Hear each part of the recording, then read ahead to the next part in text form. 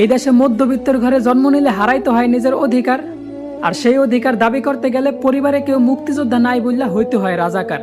তো বলি, দেশের জন্য মুক্তিযোদ্ধারা 9 মাস যুদ্ধ করছে মানুষের অধিকার ফিরিয়ে দেওয়ার জন্য ভাই।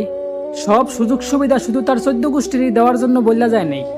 এই নাও দেশ স্বাধীন করে দেয়া গেলাম, এবার আমার নাতি পুতি ছাতি লাড়ি যদি চোর বাটপার আর অযোগ্য হয় তাদেরকে যোগ্য স্থানে বসায়ও।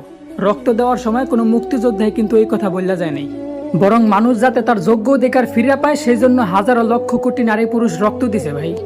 আর আজকে যাদেরকে রাজাকার বলতাছেন না, দেশের প্রতি তাদের অবদান আপনারা কল্পনাও করতে পারবেন না। কারণ সেই মানুষগুলোর যোগ্যতা থাকা সত্ত্বেও টাকার জন্য চাকরি না পাইয়া বাপের জমি জমা বেচা প্রবাসে পাড়ি জমায়, আর মাসের পর মাস কষ্ট করে নিজের দেশের জন্য রেমিটেন্স পাঠায়।